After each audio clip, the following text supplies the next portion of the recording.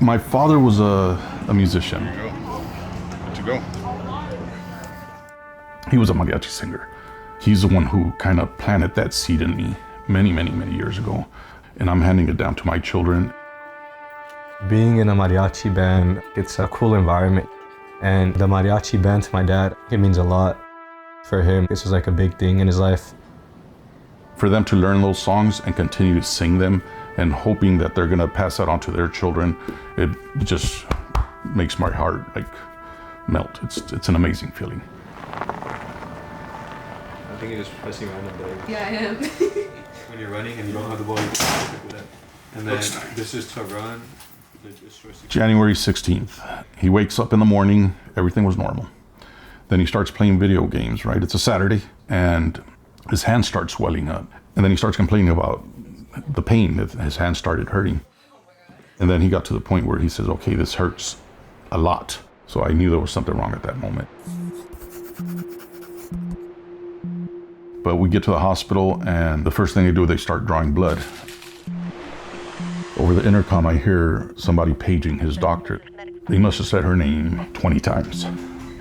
She comes over and she says, there's something wrong. Prepare for the worst.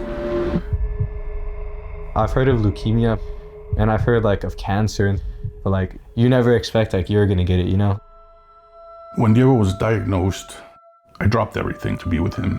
It definitely impacted the whole family. Chemotherapy is brutal on the body. He couldn't eat. He had facial paralysis. His hair started falling out. He didn't want to see people. He didn't want people to see him like that. It not only affected him physically, but emotionally, socially. 9 months into it, we're doing really well. They said everything looks fantastic. We're on the right track. And then we went back a week later, and they told us Diego had relapsed. They stopped the chemo and said there's really nothing we can do for you guys here. It was devastating, but next thing you know, we're at the City of Hope. I felt an instant connection. At the City of Hope Children's Cancer Center, we want every cancer patient and their families to have access to the supportive care, and it includes psychologists, social workers, child life specialists, chaplains, and many others.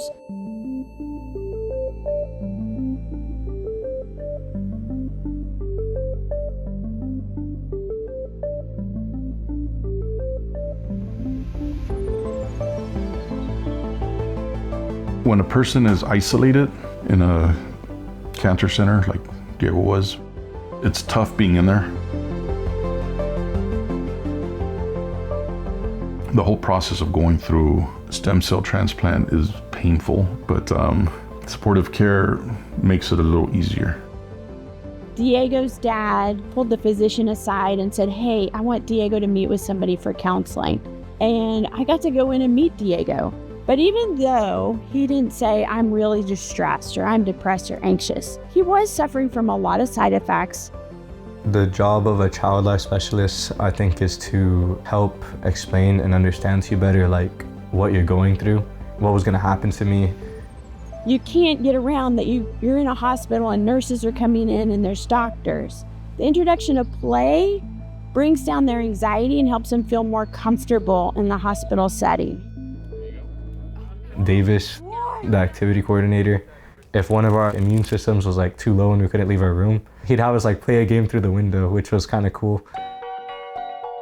There's no benefit in curing the body if in the process we destroy the soul. And I do my work by that motto. All of us do our work by that motto.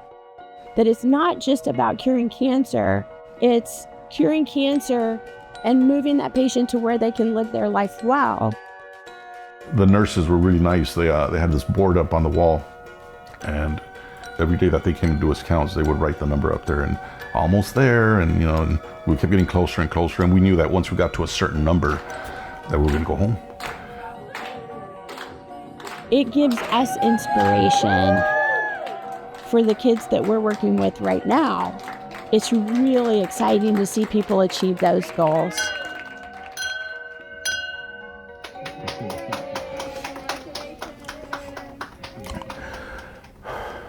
I never thought I'd see him healthy again. During treatment, there were some symptoms that made it so that Diego couldn't do this. Didn't even know if he was going to be able to do it again. Today, here, we're seeing the success of treatment, of symptom management, and of supportive care. And we're seeing it right here. We're hearing it. We're feeling it. How's it going? It makes me very happy to see him be a normal boy. It brings tears of joy. What we do is meaningful. We're supporting a patient and their family through cancer treatment so that they can have a meaningful life and a life well lived.